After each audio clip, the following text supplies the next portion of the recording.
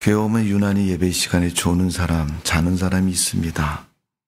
그래서 목사님이 집사님 예배 시간에 잠 좀 자지 마세요. 잠자는 건 마귀에게 넘어진 겁니다. 그렇게 말씀을 드렸습니다. 그때 이 집사님 뭐라 그랬냐면 목사님 왜 교회만 오면 이렇게 잠이 편안하게 잘 오는지 모르겠어요. 아무래도 하나님이 그러시죠. 수고하고 무거운 짐진 자들아 다 내게로 오라. 너희 짐을 내려놓고 너희 멍에가 가벼움이라. 그래서 교회만 오면 잠이 잘 오나 봐요, 목사님. 네. 계속 자다가 보면 어디까지 가는지는 모르겠지만 여러분, 우리는 하나님이 주시는 평안이 뭔가를 알아야 됩니다. 오늘 여러분 역대하 15장의 말씀은 아사라는 왕이 나오는데 아사는 평안의 왕이었다라고 말하고 있습니다. 우리 복음성에 보면 그런 찬송이 있죠. 평안을 너에게 주노라 세상이 줄 수 없는 세상이 알 수도 없는 평안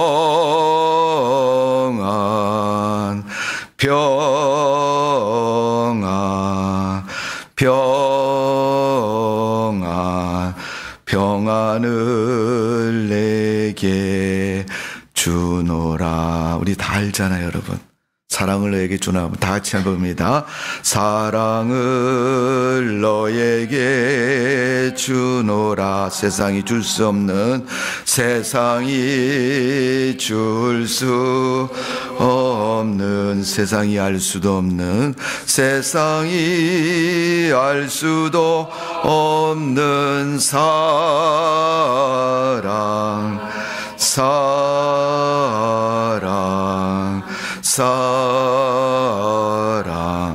사랑을 내게 주노라. 여러분, 우리 하나님은 우리에게 평안을 주셨습니다. 오늘 본문에 여러분 역대하 14장 15장은 유다 왕국의 왕이었던 아사가 나라를 통치하던 그때의 모습입니다. 여러분, 우리나라 전쟁 끝난 후에 70년이 되었는데 그동안 우리가 평안하게 살아왔습니까?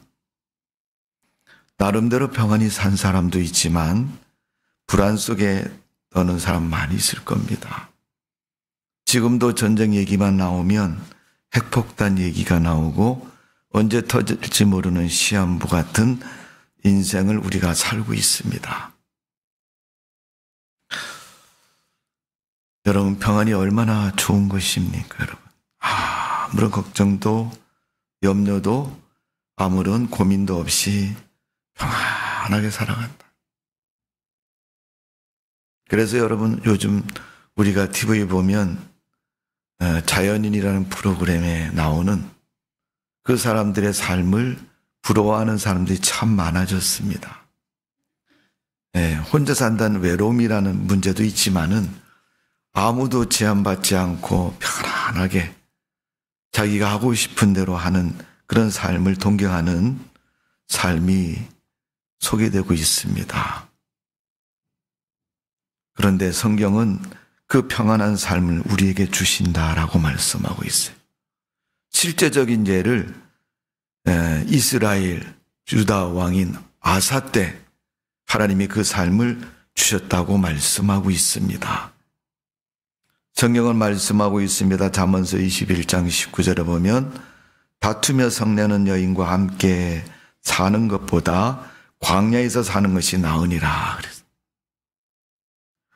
잠언서 25장 24절에 보면 다툰 여인과 함께 큰 집에 사는 것보다 움막에서 혼자 사는 것이 나으니라.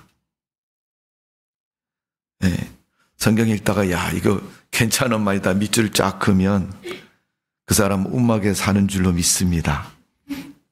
아무도 아멘 안 해요? 여러분, 몇십억짜리 집에서 맨날 쌈박질하고 사는 것보다는 또 잠언서에 보면 상의 육선이 가득하고 다투는 것보다 화목한 것이 훨씬 낫다 그랬어요. 오늘 여러분, 평안은 우리 삶에 굉장히 필요한 것이고 또 우리의 삶이 평안한 삶이 되어서 복이 있는 성도의 삶 되시기를 주님의 이름으로 축원합니다. 자, 우리가 15장을 읽었는데 앞에 14장을 한번 펴보세요. 역대하 14장 1절을 한번 다 같이 읽어봅니다. 1절 시작. 아비야가 그 조상들과 함께 누움에 다윗성에 장사되고 그의 아들 아사가 대신하여 왕이 되니 그의 시대에 그 땅이 10년 동안 평안하니라. 아멘.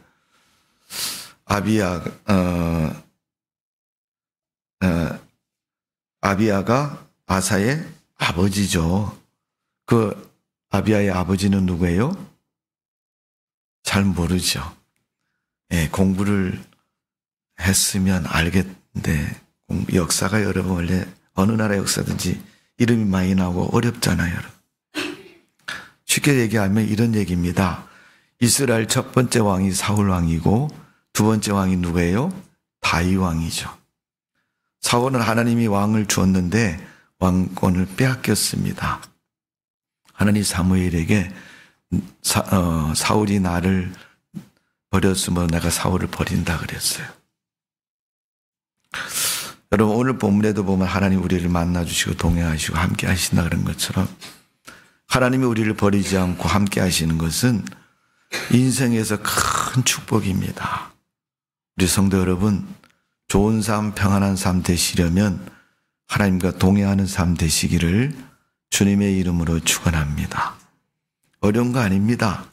여러분 삶을 돌아보세요. 마음에 맞으면 친구하고 같이 살잖아요, 여러분. 또 더 마음에 맞으면 어떻게 해요? 결혼해서 부부가 되기도 하잖아요. 그것처럼 여러분, 하나님과 동행하고 하나님과 함께하는 삶은 평안과 기쁨의 삶, 축복의 삶이 될 줄로 믿습니다. 그러니까 다윗이 왕이 된 후에 다윗은 아들 솔로몬에게 왕의 자리를 물려줍니다. 그리고 솔로몬이 성전을 짓고 이스라엘을 크게 부흥시켰습니다. 잘 사는 나라가 되게 했다는 거예요. 물질이 넘쳐나고 풍성한 삶을 삽니다. 성경에 나온 것처럼 여러분 솔로몬이 사용하는 그 그릇은 다 금으로 되어 있다. 여러분 어느 나라 대통령이 금 그릇에 밥을 먹고 반찬을 먹고 물을 마시고 그렇게 사는 왕이 어디 있습니까, 여러분? 그만큼 솔로몬이 부를 누렸고 번영을 누렸다는 것을 말하고 있습니다.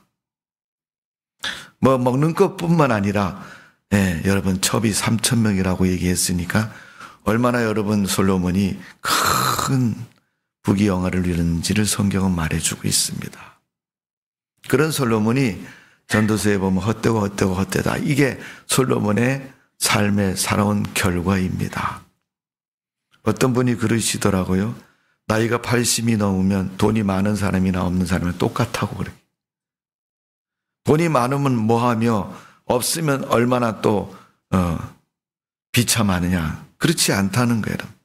돈이 있어도 쓸 수 있는 힘도 없고 나이가 되면 있으나 마나한 존재라는 것을 말하고 있습니다, 여러분. 그것처럼 우리 사람의 인생은 그런 인생이라는 것을 솔로몬이 말해주고 있습니다. 솔로몬이 나라를 그렇게 부흥시키고 번영시켰는데 솔로몬이 죽고 나니까 나라가 두 조각이 납니다. 남북으로 나눠서 우리나라처럼 남북으로 나눠졌어요. 그래서 북이스라엘은 12지파 중 10지파가 여로보암을 통해서 북이스라엘을 만들고 수도는 사마리아를 수도로 삼고 남유다는 베냐민 유다지파 두 지파를 가지고 남유다가 되어서 예루살렘을 수도로 삼고 나라를 번영시켰습니다. 그때 남유다에 정치하던 사람이 솔로몬의 아들 르호보암이라는 사람입니다. 이 르호보암이 정치를 잘하다가 이제 아들 아사레에게 나라를 물려줍니다. 이 아사랴가 나라를 통치했는데 그때 북이스라엘은 우상 숭배가 심해서 계속 북이스라엘 왕을 보고 야단을 칩니다. 여로보암한테 그런 거죠. 야, 여로보암, 너는 뭐 하는 사람이냐? 너 왕이 돼가지고 하나님 믿는 거냐, 안 믿는 거냐? 그러면서 두 가지를 얘기하는데 첫 번째는 예배를 드리고 하나님 앞에 하나님을 경외할 때 예루살렘 성전에 와서 예배를 잘 안 드립니다. 여러분, 모세오경에 보면 이스라엘 백성들 하나님 특히 강조해서 남자들에게 너희는 하나님 1년에 3번씩 하나님 앞에 꼭 반드시 보일지니라. 그것은 와서 예배를 드리라는 거예요. 그 절기가 이스라엘의 3대 절기입니다. 유월절, 초막절, 그다음에 수장절. 그런 절기를 꼭 지키라고 그랬습니다. 그런데 그 절기 때마다 예루살렘 성전에 가서 예배를 드리면 하나님 말씀을 듣고 그들의 신앙의 양심이 잠잠해 있다가 뜨겁게 살아납니다. 그러니까 절기 때만 가는 게 아니고 안식일에도 가고 예배드리고 싶은 마음이 있을 때마다 예루살렘 성전을 자꾸 찾습니다. 그러면서 그들이 갖게 되는 마음은 그래도 성전이 있는데 가까이서 살아야지. 교회 나오기 싫은 사람은 교회에서 멀리 이사 간다고 그렇게. 그게 1차로 교회를 그만두는 과정이랍니다. 그리고 2차로 그만두는 과정은 해가 바뀔 때 그만둔다는 거예요. 올해가 2024년도죠. 내년 2025년도죠, 여러분. 한 해가 바뀌는 타임 시간에 그만둔다는 겁니다. 애들이 쓰는 용어로 하면 교회를 끊었다. 이렇게 얘기를 하잖아요, 여러분. 네. 교회를 끊을 사람은 숨 안 쉬고 살 수 있으면 끊으셔도 됩니다. 근데 숨 쉬고 살려면 하나님 잘 믿으셔요. 눈 크게 뜨고 마음을 바짝 열고 긴장해서 하나님 잘 믿으셔요. 그러니까 북이스라엘에서 남유다 예루살렘에 성전이 있으니까 가다 보니까 자꾸 백성들의 마음이 남유다 쪽으로 쏠리니까 북이스라엘 여로보암이 남유다를 못 가게 해요. 그래서 무슨 방법을 쓰냐 하면 절기를 정해져 있는 절기를 자기 마음대로 고치기 시작합니다.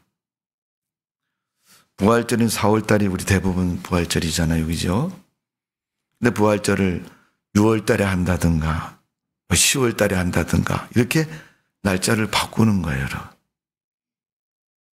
그러니까 신앙이 그릇된 신앙이 되는 과정을 보면 하나님 말씀을 고치기 시작하면 여러분 그릇된 신앙이 되는 거예요. 하나님 말씀은 있는 그대로 지키는 것이 믿음이죠, 여러분. 오늘 우리가 14장 1절에 보니까 아비야가 죽고 그 다음에 아사가 그 왕권을 대신 받았다. 이 아사가 아버지 아비야가 죽고 나서 자기가 왕이 돼서 나라를 통치하는 거예요. 그래 1절에 보니까 그 땅에 10년 동안 평안하니라. 아사가 왕이 돼서 10년이 지났는데 그 10년 동안 전쟁도 없고 가뭄과 기근도 없고 평안하게 때가 되면 거둘 양식이 있고 때가 되면 하나님 앞에서 경배하고 하나님 앞에 예배를 드리고 하나님의 음성을 듣고 은혜를 받고 누리는 그런 삶이 된 거예요. 백성들이 얼마나 편안한지 모릅니다. 자, 2절의 말씀 보면 14장 2절 시작. 아사가 그의 하나님 여호와 보시기에 선과 정의를 행하여. 여기서 여러분 정의라는 것은 사람들이 세운 옳고 그름의 규정이 아니라 하나님의 말씀을 정의라고 표현합니다. 선한 마음을 가지고 늘 선한 마음을 가지고 여러분 세상을 살 때도 선한 마음 갖고 사십시오. 내가 저거 이용해서 뭘 한번 해봐야 되겠다.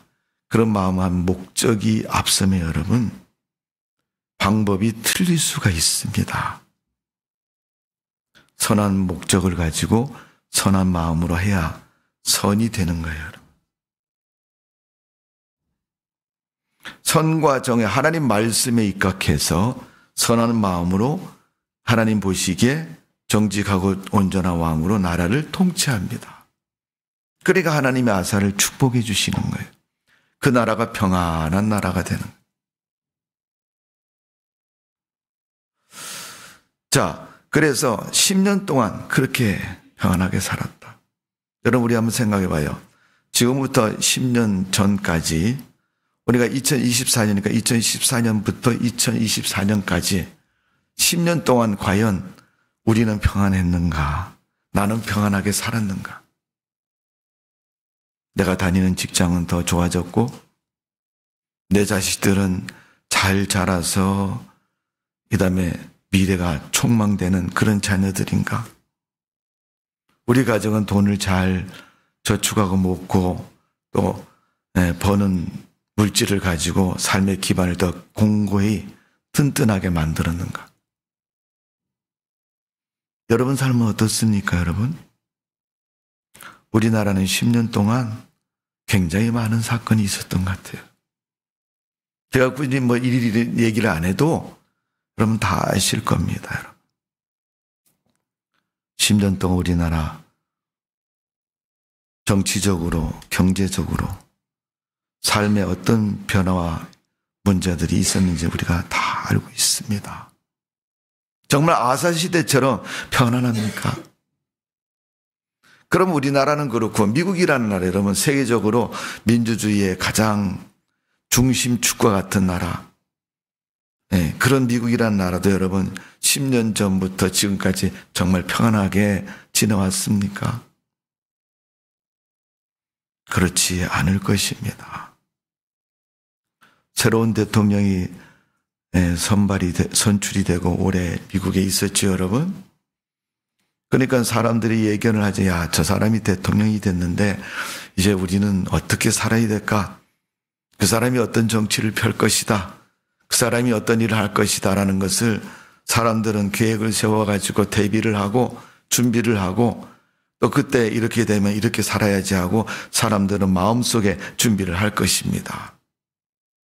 그런데 문제는 우리가 아무리 준비를 해도 준비대로 되지 않는다는 것이 문제이지 않습니까?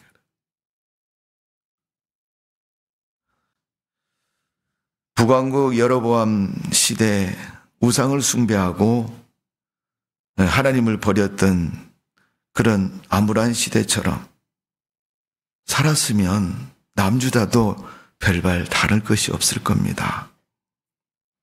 그런데 아사는 그렇게 하지 않았습니다. 자, 14장 5절을 읽어봅니다. 14장 5절 시작.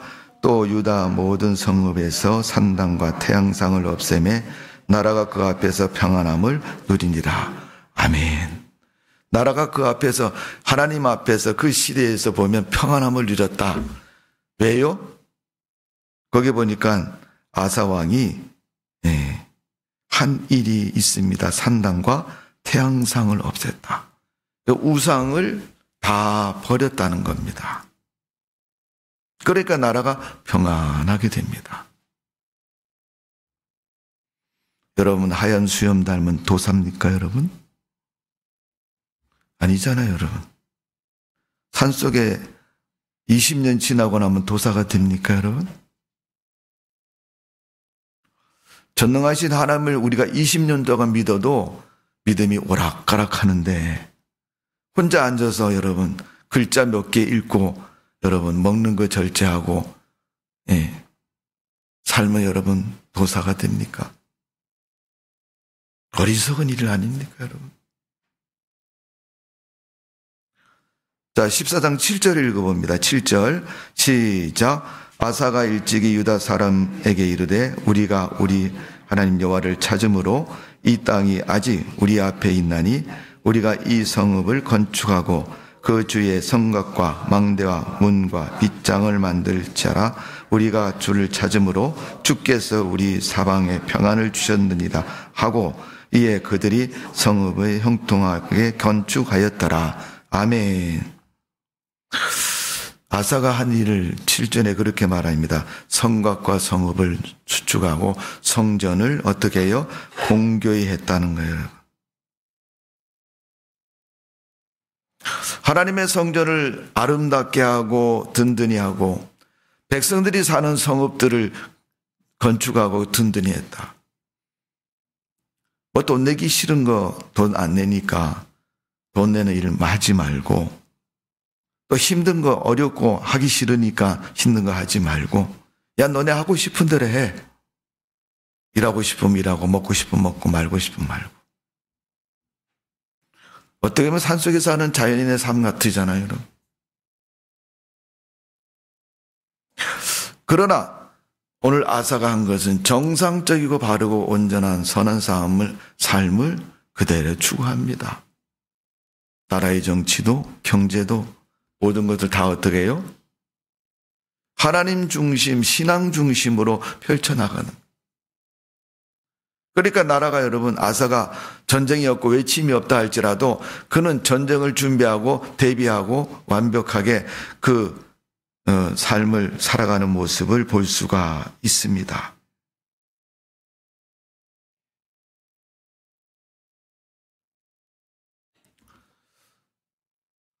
이게 여러분 정상적이고 균형이 있는 삶의 모습입니다. 잠잘 때는 잠자고 일어날 때 일어나는 게 여러분 균형 있는 삶이고 정상적인 삶이에요.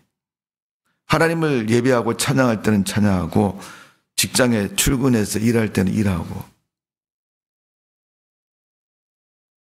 그런 삶이 여러분 균형 있고 정상적인 삶 아닙니까 여러분? 피곤하고 힘들어도 일어날 때 일어나는 것이, 또 내게 주어진 일을 해야 할 때는 하는 것이,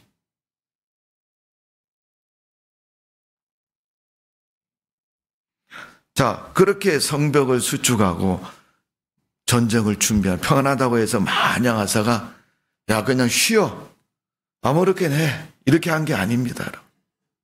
반드시 자신들이 해야 될 일에 대해서는 명확히 하는 사람을 볼 수가 있습니다.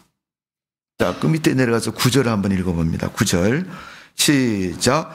구스 사람 세라가 그를 치려하여 군사 100만 명과 병거 300대를 거느리고 마레사의 이름에, 구스 사람은 여러분 요즘 얘기하면 아프리카 먼 나라에 있는 나라를 말하는 거예요. 구스 사람. 그 시대 이스라엘을 중심으로 먼 이국에 있는 그런 나라입니다. 그 나라가 100만 명을 데리고 철병거 300대를 거느리고, 원래는 탱크 300대를 가지고, 기갑부대를 가지고 이스라엘을, 유다를 치러 온 겁니다.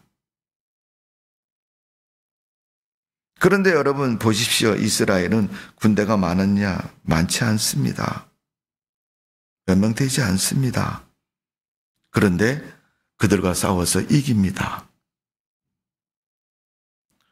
균형 있고 평소에 하나님을 경외하고 깨어있는 그 사람에게 누가 감히 엄모라고 공격을 할 수 있습니까? 여러분, 하나님 믿는 사람도요, 기도 안 하고 잠자고 있으면 마귀가 좋아해요. 자기 옆에 가까이 와도 모르고 있어요, 여러분. 마귀가 역사에서 툭 치면 아이고 불안해서 큰일 났네 하고 헐레벌떡 하지만, 그때는 이미 때가 늦은 것이고 그 마귀를 이길 수가 없는 것입니다.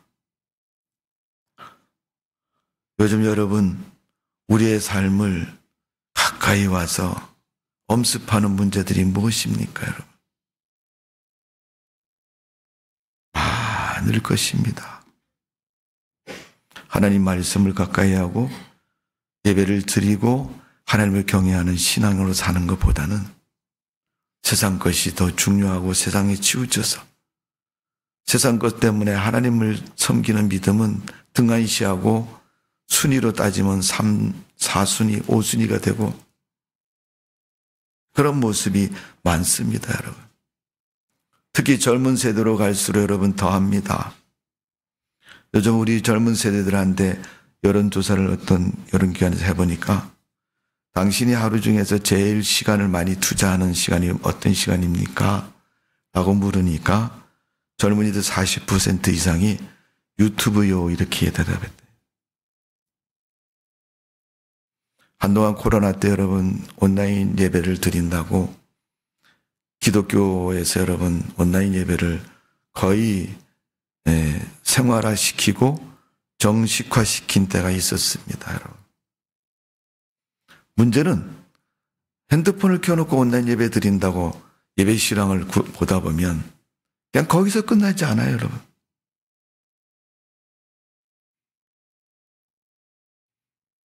한 개 남았습니다. 100원에 드립니다. 뿅 뜹니다. 뭐야 이게? 클릭하면요. 쿠팡에서 떨이 100원, 생수 한 병에 100원. 잡아야지. 거기서 쇼핑하고 있는 거예요.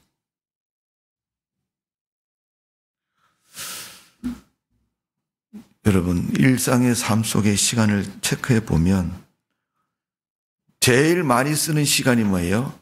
유튜브 보는, 핸드폰 보는 시간이에요. 핸드폰은 얼마나 편리하고 좋은 기구인지 모릅니다. 그러나 그것이 우리 일상을 빼앗아가기 시작했어요. 핸드폰을 우상숭배라고 하면 미치 목사라고 얘기하겠지 모르겠지만 여러분, 거기에 내 인생과 시간을 다 빼앗긴다면 여러분, 뭐 하는 건 여러분 자유입니다. 그러나 거기에 우리의 모든 걸 빼앗길 수는 없잖아요. 오늘 아사가 버려야 할 것, 없애야 할 것들을 없애니 그의 삶이 평안해지고 나라가 평안해지고 그의 정치가 평안해진 것을 볼 수가 있습니다. 쓸데없는 것, 잡동사니 같은 것들을 잔뜩 끌어들여서 뭐가 유익이 되는지 모르고 여기저기 맞추어서 뭔가를 해보려고 하면 여러분 아무것도 할 수가 없게 됩니다. 하나님은 그 하나님 자체만 해도 충분합니다, 여러분. 하나님은 하나님 자체만 해도 충분하신 분이에요, 여러분. 하나님 외에 다른 것들이 여러분 하나님을 대신할 수도 없고 하나님을 능가할 수도 없고 하나님을 자리를 차지할 수가 없습니다. 이미 하나님께서 떠나시기 전에 우리는 우리 마음속에서 하나님을 지워버리고 하나님의 존재를 축소시키고 신앙에 대한 것들을 후순위로 바꾸어서 하나님을 경외하는 신앙이 없어진지도 모릅니다. 여러분. 자, 오늘 15장 우리가 읽었는데 8절을 넘어갑니다. 15장 8절. 다 같이 한번 읽어봅니다. 시작.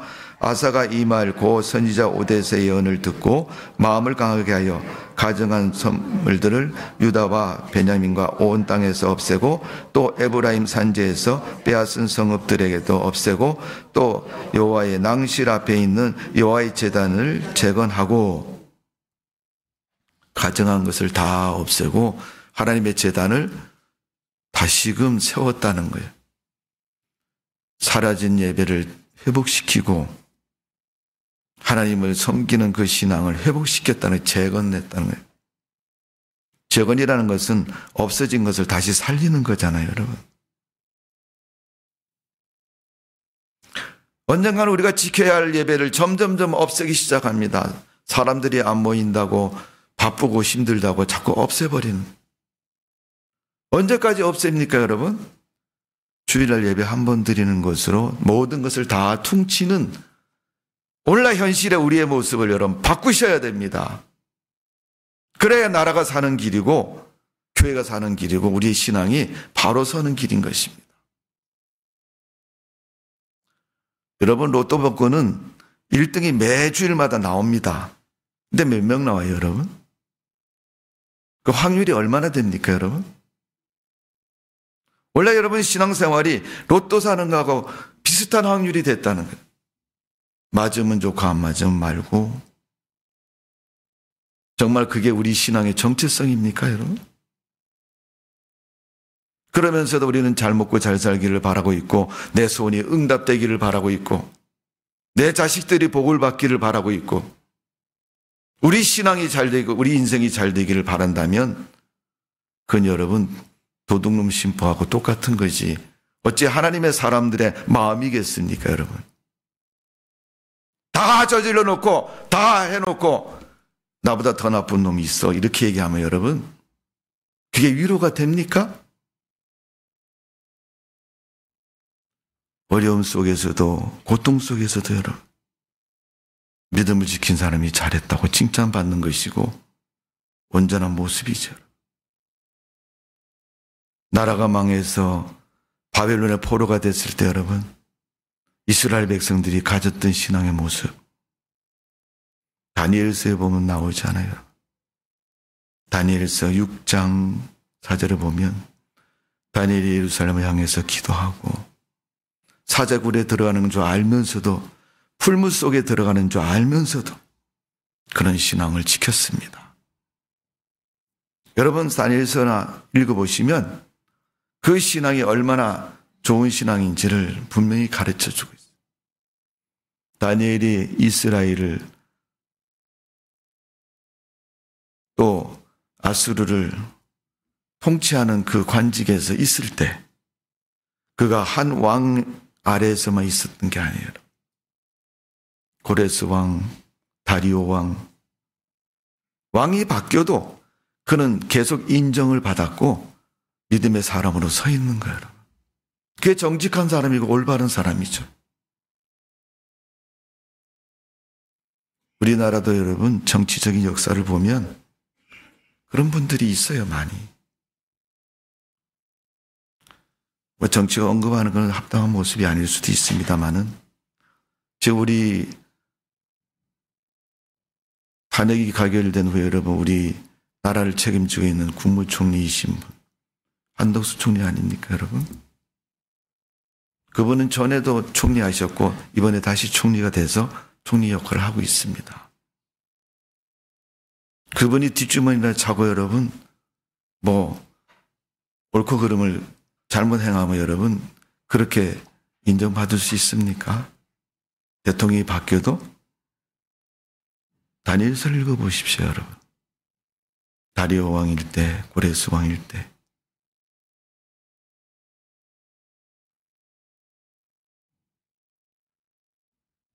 그리고 아수리의 최고의 통치자인 느부갓네살 왕들. 어떤 왕들이 나라를 통치해도 그에게 그 관직을 맡기고 그에게 살림살이를 맡기는 건 신망되는 일을 했기 때문에 그런 거 아니에요. 눈에 보이는 예배 자리에 참석했으니까 믿음이 좋고 안 참석했으니까 믿음이 나쁘고 그런 기준이 아니잖아요. 사람이 인정받는데 여러분 신앙이 좋아야 됩니다. 그러나 그보다 더 앞서서 기억해야 할 것은 인간성이 좋아야 돼요. 마음이 선한 사람이다. 아사왕이 선을 행했다. 여러분 14장 2절에 말씀하고 있잖아요. 정의를 행했다. 비교해봐서 따져봐서 옳고 그름에 명확하게 선을 행하고 바른 것을 행했다. 내 식구니까 좀 봐주고 이게 아니죠 여러분. 편애하고 한쪽으로 기우는 걸 좋아하는 사람 여러분 도움을 줄 때는 좋을 수 있을지 모르지만 여러분 결코 정의를 위해서는 합당한 모습이 아닌 거예요. 왕의 자리가 왕의 신분이 여러분 정의를 행해야 되는 신분 아니에요. 그러니까 하나님이 아사를 인정해주고 나라를 평안하게 해주시고 100만 대군이 쳐들어와도 그들을 이길 수 있도록 하나님이 도우시는 거예요.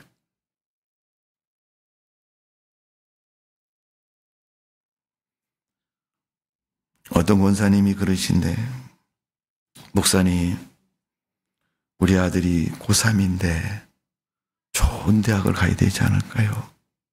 그럼 당연히 좋은 대학을 가야죠. 대학을 좋은 데 나와야지 취직도 잘 되고 또 인생의 길이 열려지지 않겠습니까? 목사님 기도 좀 해주세요. 예, 권사님 제가 해드릴게요. 그렇게 대답을 하고 위에서 기도를 해줬습니다. 그 권사님이 목사님이 그럽니다.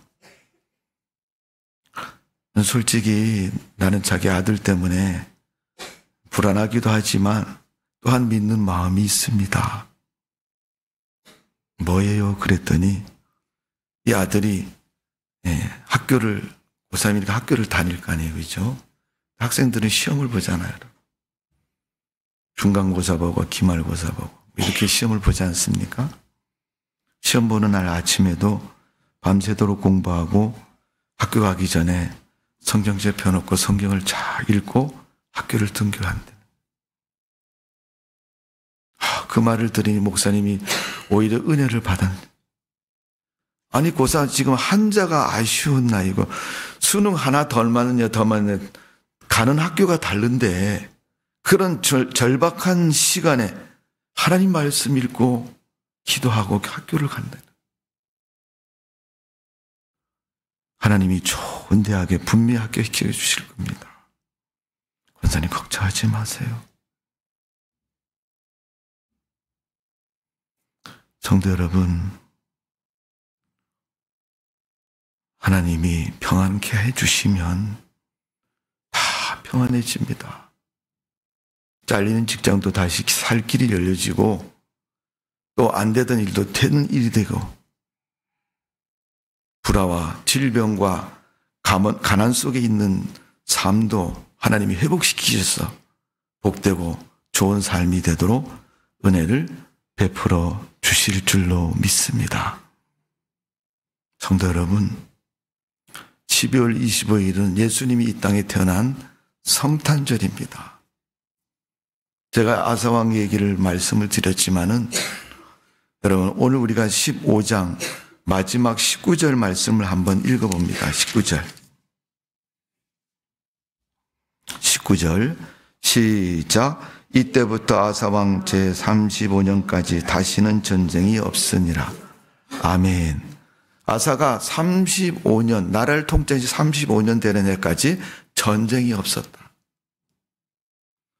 우리나라는 여러분 전쟁이 아직 끝나지도 않았어요. 여러분 아직도 전쟁 중입니다.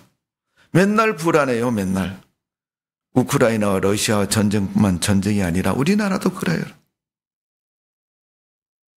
성도들의 삶은 영적인 전쟁이라고 말하지 않습니까? 하나님 날아가는 그날까지 우리는 이 영적인 전쟁에서 넘어지지 마시고 믿음의 승리자가 되시기를 주님의 이름으로 축원합니다. 제발 좀 버릴 건 버리시고 고칠 건 고치세요. 바꿀 건 바꾸세요. 네 고집대로 살지 말고 하나님 말씀대로 사시면 됩니다. 하나님 말씀 읽는 거는 그렇구나.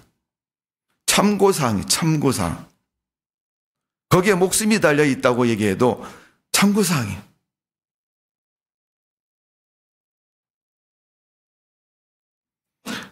우리 주님 그러려고 세상에 오신 분 아니잖아요. 우리에게 진정한 평화를 주시고 축복해 주시려고 오신 분이 우리 주님이시잖아요.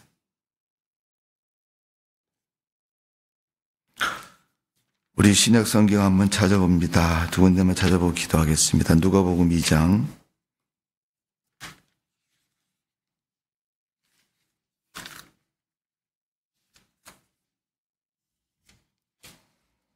누가복음 2장 14절. 신약 성경 89면에 있습니다. 다 같이 읽어봅니다. 시작. 지극히 높은 곳에서는 하나님께 영광이요 땅에서는 하나님께 기뻐하신 사람들 중에 평화로다 하니라. 마리아에게 수태 소식을 알리시면서 천사가 그분은 평화의 왕이요 평화를 주시기 위해서 이 땅에 오셨다. 평화 주시는 예수님 떠나서 무슨 평화를 얻습니까, 여러분? 우리를 구원하신 주님을 떠나서 무슨 구원을 얻습니까? 자, 같은 누가복음 19장 38절을 읽어봅니다. 뒤로 넘기셔서 19장 38절.